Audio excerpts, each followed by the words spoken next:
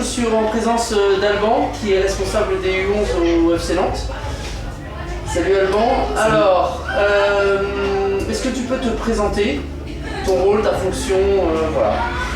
Donc Alban Berthelot, ça fait donc 6 ans que je suis au sein du club. Donc première année où j'ai voyagé un petit peu sur les différentes catégories et seconde année où du coup j'ai pris les équipes U11 que je suis cette année avec Joël Delouche. Donc en U10 fonctionne par binôme tout le temps. On a une équipe par catégorie d'âge.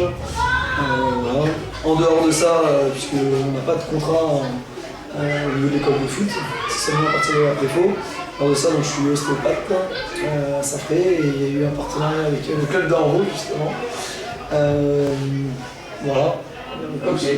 Donc tu es éducateur de football depuis 6 ans au FC Nantes, c'est ça? Ouais. Avant ça, tu étais éducateur de football? Oui, aussi. Donc j'étais au sein du club de Safré et puis ensuite du groupement de la Pierre Bleue. D'accord, ok. Et tu as passé des diplômes? J'ai passé mes diplômes de les anciens initiateurs. J'ai refait le CFF 2 aussi. Et puis donc avec le cabinet à monter depuis 3 ans, les 7 semaines de BA c'était lourd à gérer. Donc pour développer le cabinet, j'ai plutôt pris mon temps pour faire les choses dans l'ordre plutôt que de passer le BA qui m'aura pas servi à grand chose très concrètement dans un premier temps. Puisque je ne fais pas pour gagner ma vie. Voilà. Tes perspectives en tant qu'éducateur? Dans l'avenir? Ouais, tes perspectives, qu'est-ce qui... De passer le BA par contre c'est sûr que je vais le faire puisque ça m'intéresse de m'enrichir auprès de ce qui se fait de nouveau. Voilà. Après on s'enrichit aussi auprès de Johan Sidaner qui était notre responsable auparavant, Stéphane Silva qui coordonnait, Max Batti cette année, Christian Lastenay qui est aussi présent, Samuel Fénia qui ordonne les différentes choses à effectuer.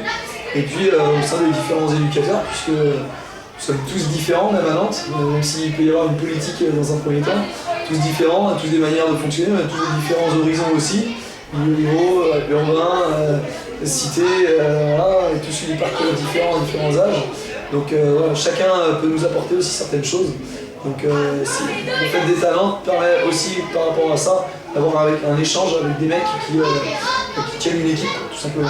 Au contraire de dans un club comme j'étais avant, où c'est plus des bénévoles qui sont là plus pour donner un petit coup de main. Voilà, donc on apprend quand même plus de mecs qui se forment. Et comment on passe du club de l'AS Safré au FC Nantes? Quelle a été l'opportunité que tu as saisie?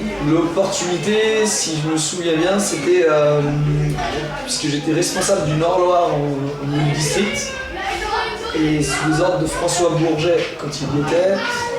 Il lui manquait un éducateur dans une catégorie. Je crois que sur le moment, c'était Christophe Coursimo et Rudolf Blanchard qui avaient dû donner mon nom, en plus d'autres noms à y venir. Et puis donc j'avais rencontré François Bourget, c'était très bien passé. Il m'avait dit que la première année, je voyagerais pour on va dire, aller sur les places vacataires et donner un petit coup de main. C'était très enrichissant. Et puis un éducateur, Kevin Réal, pour ne pas le nommer, a dû partir pour raison professionnelle. Et du coup, la place s'est libérée. Du coup, je l'ai depuis ce moment-là, ça se passe très bien. Est-ce que ce sera éternel? Je ne sais pas, parce que même à l'avenir, concernant mon travail, il y a d'autres activités qui sont développées à côté. Je ne sais pas si j'aurai suffisamment de temps pour pouvoir faire ce qu'on fait là. Puisque même si c'est génial, on prend énormément de plaisir à avoir des enfants de qualité, c'est prenant. Et puis la famille va peut-être s'agrandir aussi. Enfin, c'est sûr, elle va s'agrandir. Donc voilà, d'autres occupations qui vont être importantes. Pour toi, le FC Nantes, ça représente quoi? Pour toi? Déjà, c'est une marque. Donc c'est une marque qu'on doit entretenir par rapport à l'image que le club a sur le sponsoring, sur les clubs autour.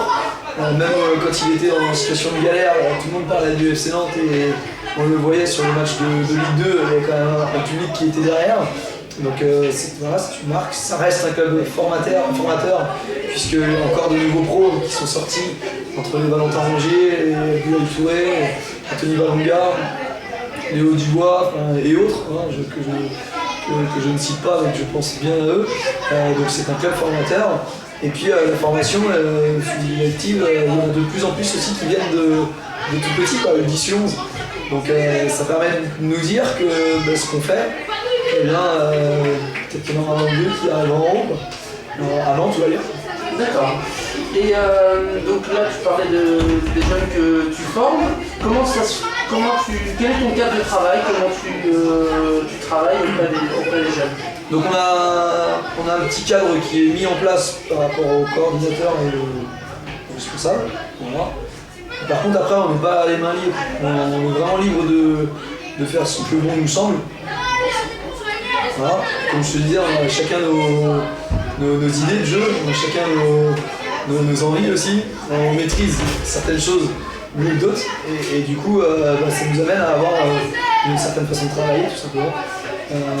Dans ces façons de travailler, nous en U10 on s'oblige une chose, c'est que les enfants ils travaillent énormément sur la prise d'information. Quand je vois aujourd'hui contre des adversaires d'un très bon niveau, ce que certains joueurs sont capables de faire, je me dis que celui-là il a bien compris et qu'il y en a certains ça va être plus compliqué pour l'année prochaine. D'accord. Voilà.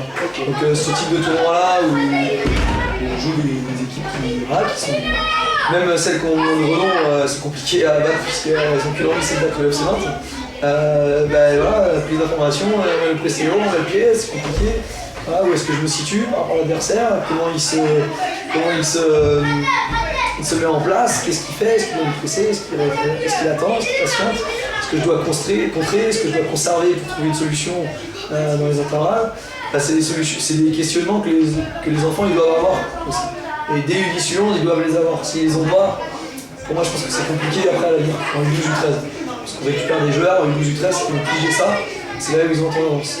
Après il y a le talent, ça le talent, voilà. Ça manque pas, c'est bon là on ne l'a pas très clairement. Et il y a des joueurs qui n'ont peut-être pas au départ de talent, qui sont de gros travailleurs. Et dans ces gros travailleurs-là, on leur apporte une petite pierre dans ça. La prise d'information, c'est ce qu'on fait sur des jeux de conservation énormément. Voilà, la conservation peut l'avoir d'une manière différente. Nous on la voit sur la prise d'information, on travaille énormément ces choses-là. Donc sur cette partie technique, moi j'ai une question à te poser. Le FC Nantes, on va dire, en est une référence en tout cas par le passé. Qu'est-ce que tu penses du jeu en une touche de balle? Je pense que c'est très bien, mais il faut savoir à quel moment l'utiliser. Est-ce que ça vaut le coup de jouer tout le temps en une touche de balle? C'est la question, c'est ce que je te disais tout à l'heure. Dans le profil de joueur qui pour moi a les possibilités d'aller vers le haut niveau, je dis toujours à un petit, celui qui est un très bon joueur, celui qui est un bon joueur dans un premier temps, celui qui fait le bon choix au bon moment. Donc toujours en une touche, en deux touches, ou la garder.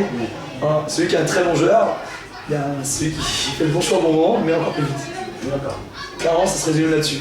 Donc jouer en une touche de balle, voilà, on peut le regarder, hein, même dans les images de M. Derex, M. Ciodo et autres. Je vais pas tout le temps comme une touche de balle.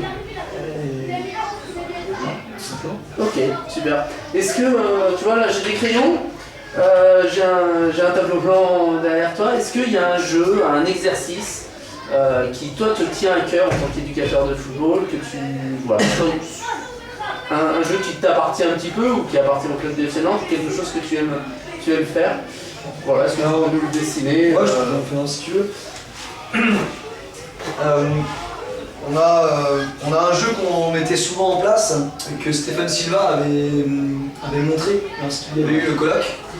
C'était un jeu que j'avais mis en place sur une séance, mais j'avais filmé celle-ci. Dans la prise d'information, par exemple, ce jeu-là il est génial. Parce qu'on travaille en même temps conduite de balle, on travaille en même temps la conservation et surtout la prise d'information. C'est un jeu tout simple, alors je suis pas très bon en dessin.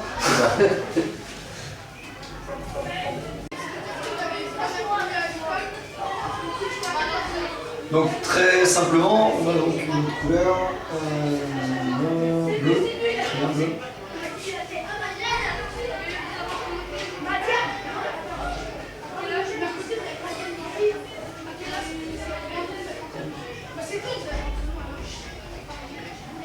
Donc 3 équipes de 4. Je vais noter là si avec lui. Ouais. Voilà. 2 en conservation. D'accord. Avec pour l'objectif, en plus de conserver, donner le prénom de celui qui est dans le dos. Donc, très simplement, celui-ci a le ballon, ici c'est Ismaël. Eh bien, quand il va recevoir le ballon, il doit prendre l'information avant de le recevoir et donner le nom de celui qui est derrière, donc là en l'occurrence Ismaël.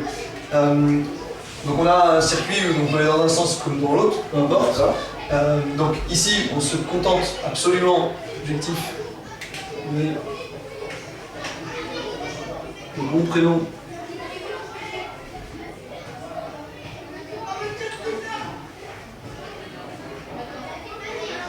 Du joueur qui est derrière. Extérieur terrain. Extérieur terrain, d'accord. Donc le comment. Prise d'information. C'est bon. Donc ce qui est intéressant dans ce type d'exercice là, c'est qu'en plus de prendre l'information, de faire le geste, de regarder ce qui se passe à droite ou à gauche, on a aussi la présence d'un adversaire qui nous permet de prendre l'information par rapport au terrain, au cadre, par rapport à ce qui se passe dans le dos, donc mes coéquipiers, où est-ce que je me situe, et par rapport à l'adversaire surtout, juste du ballon. Donc on a vraiment différentes situations, différents paramètres qui rentrent en jeu. Et on a donc ces 4 joueurs à l'extérieur qui ne sont pas inactifs, qui travaillent à un slalom tout simple, un slalom avec cerceau, une jonglerie en mouvement dynamique, et puis un autre, on peut imaginer des exercices de conduite de balle tout simplement. Et donc l'exercice avec 12 joueurs, on pourra en mettre en 5 contre 5 avec 5 autour. Bref, c'est adaptable. Ça veut dire que t'as pas besoin d'un nombre de joueurs minimum, tu t'adaptes en fonction de ce que tu souhaites faire. Et tu travailles en plus techniquement, en plus les paramètres de l'individu par rapport à ce qu'il doit faire quand il reçoit. Et qu'est-ce qu'il doit faire aussi à la suite de ce du moment qu'il a du ballon à la suite du ballon qu'il vient de recevoir, où est-ce que je dois aller tout simplement. Ok. Voilà. Super, c'est clair, c'est nickel, pas de soucis. Je te laisse te rasseoir. 2 petites questions pour terminer. D'abord, est-ce que tu as un éducateur, un entraîneur que tu as rencontré, avec qui tu as pu discuter, échanger, partager des choses, qui t'inspire? Comme ça, pas spécialement. Après, très honnêtement, lorsque je travaillais sur différents stages à la Ligue, voilà, de côtoyer des gens comme Christophe Coursino, Johan Siganer, et d'aller assister à différentes séances comme Charles Devino ou autres, c'est des mecs qui... Voilà, c'est hyper intéressant. C'est des personnes complètement différentes, mais on va toujours apprendre de ces personnes-là, et je pense que voilà, en piquant certaines informations à droite à gauche, c'est des personnes sur qui on peut s'appuyer, tout simplement. Après, te citer là des mecs en stade professionnel, j'en ai pas rencontré. Forcément, bon, voilà. Après, voilà, je regarde pas énormément de matchs de foot à la télé, donc je pourrais même pas te citer comment ça se passe au niveau des équipes étrangères. Par contre, je suis très curieux. Et du coup, dès qu'il y a quelque chose qui me vient à la tête ou que j'ai envie de chercher quelque chose, je vais souvent rechercher la source. D'accord, ok. Donc je m'alerte plus par rapport à ce que je vois. Et par contre, je ne vais pas regarder 1000 matchs parce que j'aime bien regarder les matchs. Je me vois assez dans le week-end. D'accord. Ok, dernière question. On est là dans le cadre du Kappa Mini Mondial, Kappa Leclerc Mini Mondial d'Eurosport Football. Qu'est-ce que représente le tournoi pour toi? Pour moi, il y a une saveur un peu particulière quand même, puisque pour avoir été au bout de 2 fois, c'est toujours énorme de revenir ici, avec des gens que j'estime vraiment bien, des gens que je peux féliciter aussi pour leur travail. Sébastien Arouette, c'est très fort ce qu'il fait. J'ai discuté avec lui hier. Je ne pèse pas mes mots par rapport à son travail, c'est vraiment excellent, ça touche le top et je pense qu'il peut encore faire mieux, on va lui fixer d'autres objectifs. Mais non, c'est vraiment chapeau à lui et toute son équipe, que Jérémy Allard, que je côtoie si régulièrement, qui l'accompagne, et puis on n'oubliera jamais assez l'ensemble des bénévoles qui passent quand même 3 jours de leur temps et je pense même plus que ça avant et après le tournoi pour donner un coup de pouce. Donc chapeau à toute la délégation d'Orvaux. Je te remercie Alban. Merci beaucoup. À bientôt. Ok.